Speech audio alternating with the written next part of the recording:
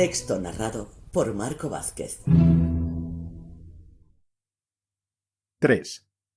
Su impertinencia de volverme la espalda no impidió, afortunadamente dadas mis lógicas preocupaciones, que continuara creciendo nuestra recíproca estima. Después que conduje a casa al pequeño Miles, nos encontramos, con mayor intimidad que nunca, en el terreno de mi estupefacción, de mi emoción. Tan monstruoso era, no vacilé en declararlo, que se pudiera expulsar del colegio un niño semejante. Había ido a buscarlo con un poco de retraso, e inmediatamente sentí, al verlo guardar pensativamente mi llegada en la puerta de la hostería, donde lo había depositado la diligencia, que lo rodeaba y penetraba la misma frescura deslumbrante, la misma discutible fragancia de pureza que yo, desde el primer momento, había respirado junto a su hermana. Era increíblemente hermoso, y la señora Grosse tenía razón. En su presencia todo sentimiento se abolía, para no dejar lugar sino a una especie de apasionada ternura. Enseguida me conmovió algo divino que había en él, y que a ese grado no he podido encontrar jamás en otro niño. Su aire indescriptible de no conocer nada del mundo que no fuera amor. Hubiera sido imposible llevar a cuestas una mala reputación con gracia más inocente, y yo, cuando llegué a Bly en su compañía, estaba ya completamente asombrada, por no decir ultrajada, al pensar en el sobreentendido de la horrible carta que tenía bajo llave en un cajón de mi escritorio. Tan pronto como pude cambiar a solas algunas palabras con la señora Gross, declaré que era grotesco. Ella me comprendió rápidamente. ¿Se refiere usted a esa cruel acusación? Es absurda, mi buena amiga. Mírele usted. Sonrió ante mi presunción de haber descubierto su encanto. Le aseguro a usted, señorita, que no hago otra cosa. ¿Qué les contestará usted, entonces? ¿En la respuesta a la carta? Había tomado una decisión. Nada. ¿Y a su tío? Contesté con sequedad. Nada. ¿Y al niño mismo? No me reconocí a mí misma. Nada. Se pasó el delantal por la cara, enjugándose los labios. Entonces yo la sostendré. Ya veremos si pueden con nosotras. Yo repetí como un eco ardientemente. Ya veremos. Y le tendí la mano como para sellar un juramento. Ella me la retuvo un instante. Después, con la mano libre, volvió a llevarse el delantal a la cara. ¿No le parecerá a usted mal, señorita, si yo me tomara la libertad de besarme? No. Y estrechando a esta buena criatura entre los brazos, luego que nos besamos como dos hermanas, me sentí más fortificada e indignada. Así quedaron las cosas durante cierto tiempo, un tiempo tan lleno de acontecimientos que hoy, para discernir su marcha, necesito recurrir a todo mi arte. Hoy me parece asombroso haber aceptado esa situación. Había decidido con mi compañera llevar las cosas adelante, porque estaba bajo el influjo de un encanto que disimulaba a mis propios ojos las graves y lejanas consecuencias de mi propósito. Me levantaba una inmensa ola de piedad e infatuación. En mi ignorancia, en mi ceguera, tal vez en mi orgullo, me parecía muy sencillo dirigir la educación de un muchacho que apenas empezaba a vivir. Aún ahora soy incapaz de recordar qué pensaba hacer con él para que reanudase sus estudios cuando terminaran las vacaciones.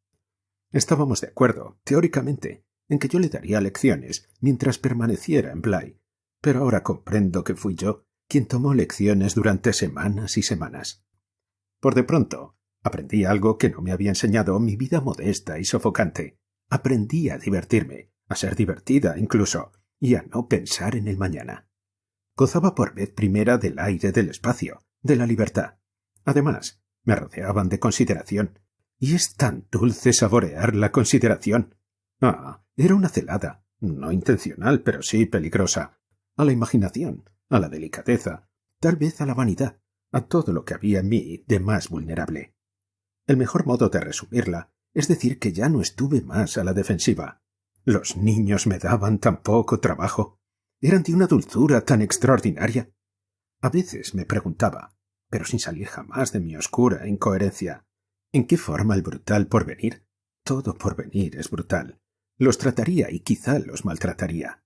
Brillaba en ellos la flor de la salud y de la dicha, y sin embargo, como si estuviera al cuidado de los pequeños pares del reino o príncipes de la sangre, en torno a quienes todo debe ser ajustado, armonioso y protector, la única forma de vida que mis previsiones podían depararles los años futuros era una prolongación romántica y verdaderamente regia de sus jardines y de su parque. Por supuesto, la paz profunda y encantadora que hoy, retrospectivamente, adorna mis ojos este primer periodo, quizás se deba al cambio que súbitamente la rompió. Lo veo envuelto en un misterio de cosas que se agazapan y acumulan en la quietud. El cambio que se produjo fue realmente como el salto de una fiera. En las primeras semanas los días eran largos. A menudo, en su más bello momento, me otorgaban lo que llamaba mi hora.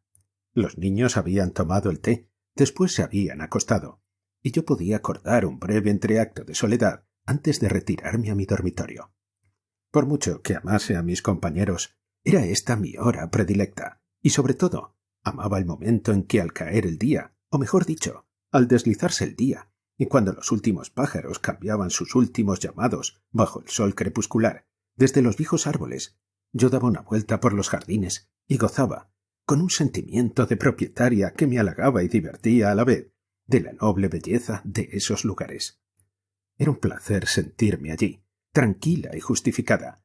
Era un placer, sin duda, pensar que mi discreción, mi modesto buen sentido y, de manera general, la corrección y elevación de mi carácter causaban también placer, si alguna vez pensaba en ello, a la persona cuyo anhelo había satisfecho. Estaba haciendo lo que él había deseado ardientemente, lo que me había pedido desde el primer momento que hiciera, y que yo, después de todo, pudiera hacerlo, me causaba un goce aún mayor del que había osado esperar. En resumen, me veía ante mis propios ojos como una muchacha notable, y encontraba un consuelo en pensar que, tarde o temprano, él conocería mi lealtad. Y bien, era preciso ser notable para afrontar los notables acontecimientos que muy pronto se anunciaron. Ocurrieron bruscamente, en medio de mi hora. Los niños estaban acostados y yo había salido a dar mi paseo. Uno de los pensamientos que me acompañaban en esas soñadoras caminatas, ahora no me ruboriza en ningún modo confesarlo, era que sentía tan encantador como un cuento encantador encontrarme súbitamente me diera su aprobación. Solo pedía eso, solo pedía que supiera, y el único modo de estar yo segura de que él lo supiera habría sido leerlo a la bondadosa luz de su hermoso rostro. Esta idea ocupaba mi fantasía, es decir, el rostro que esta idea suscitaba, cuando se produjo el notable acontecimiento. Fue al terminar de un largo atardecer de junio, y me paró de golpe al salir de un macizo de arbustos y observar la casa. Lo que me clavó en el suelo, trastornándome como ninguna otra visión, habría bastado para explicarlo. Fue la sensación de que mi fantasía, en un relámpago, había adquirido realidad. Ahí estaba, pero a una altura insólita, más allá del césped onduloso, en la punta de la torre donde la pequeña Flora me condujo la primera mañana que llegué. Esa torre hacía pareja con otra semejante, dos construcciones cuadradas, almenadas, sin ningún parentesco con el resto del edificio.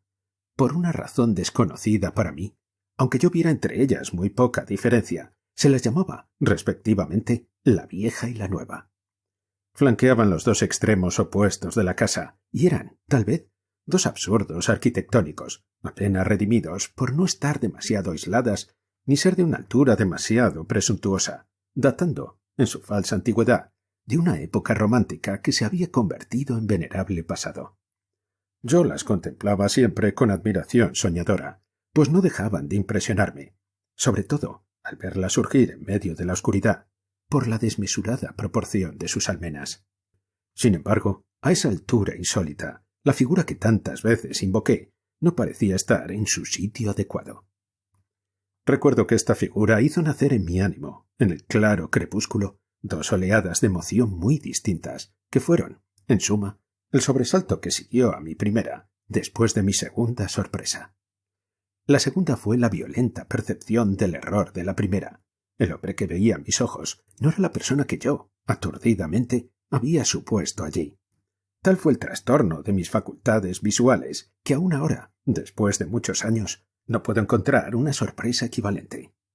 Se admitirá que un hombre desconocido, en un lugar apartado, puede amedrentar a una muchacha tímida que hasta entonces no había salido jamás del seno de su hogar, y la figura que se alzaba frente a mí. Algunos segundos bastaron para demostrármelo. Era tan diferente de cualquier persona de mi relación como de la imagen que tenía en la cabeza. No la había visto en Harley Street, no la había visto en ninguna parte. Además, el lugar mismo, de la manera más extraña del mundo, había adquirido en un instante, y por el simple hecho de la aparición, una profunda soledad. Y a lo menos para mí, que me aplico a reconstruir las impresiones de entonces con una reflexión deliberada que hasta ahora nunca he puesto, la sensación de ese día me vuelve por entero.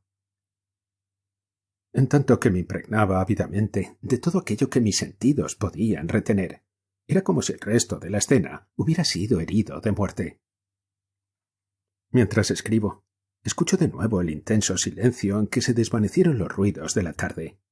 Las cornejas dejaron de graznar en el cielo de oro, y durante un indecible minuto, la hora exquisita perdió su voz. Pero no se había producido otro cambio en la naturaleza, a menos que ese cambio no fuera el ver lo que yo veía con extraña nitidez. El oro permanecía en el cielo, la transparencia en la atmósfera, y el hombre que me miraba por encima de las almenas me recortaba con tanta firmeza contra el cielo como un retrato en su marco. Eso me hizo pensar, con rapidez extraordinaria, en cada una de las personas que podía ser y que no era. A través del espacio nos confrontamos el tiempo suficiente para que yo me preguntara con intensa lucidez quién entonces podía ser, y para que sintiera, ante la incapacidad de encontrar una respuesta, un asombro más y más intenso. El gran problema, o a lo menos uno de los problemas que hubo de plantearme con respecto a ciertos hechos, fue medir el tiempo que duraron. Y bien, el hecho en cuestión, piensen ustedes lo que quieran, duró lo bastante para que una docena de suposiciones, ninguna de ellas, a mi juicio, más sensata que las otras, se presentaran a mi consideración, tratando de explicar la existencia en esa casa, y sobre todo, desde cuándo, de una persona insospechada. Duró lo bastante para estremecerme levemente al pensar que tal ignorancia en mi situación, así como tal presencia, eran inadmisibles. Duró lo bastante, en todo caso, para que esa visita que no llevaba sombrero, extraño signo de familiaridad que no dejó de sorprenderme, pudiera observarme desde su elevado sitio, dirigiéndome exactamente la misma pregunta, la misma escrutadora mirada, a través del día moribundo que provocaba en mí su presencia.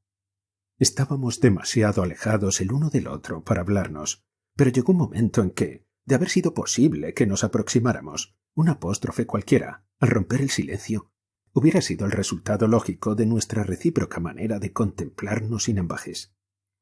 Él se mantenía en el ángulo más alejado de la casa, muy erguido, detalle que me sorprendió, con las manos apoyadas en el parapeto. Y así pude verlo, como ahora veo las letras que trazó en esta página. Un minuto después, cambió lentamente de lugar y se fue desplazando hasta el rincón opuesto de la plataforma, sin desviar la fija mirada que tenía clavada en mí. Yo tenía la intensa sensación de que, durante su tránsito, no dejó nunca de mirarme. En este momento, mientras escribo, aún veo su mano posarse sucesivamente en las almenas. Al llegar al otro ángulo, se detuvo menos tiempo y continuó mirándome con insistencia hasta desaparecer. Y desapareció. Eso fue todo.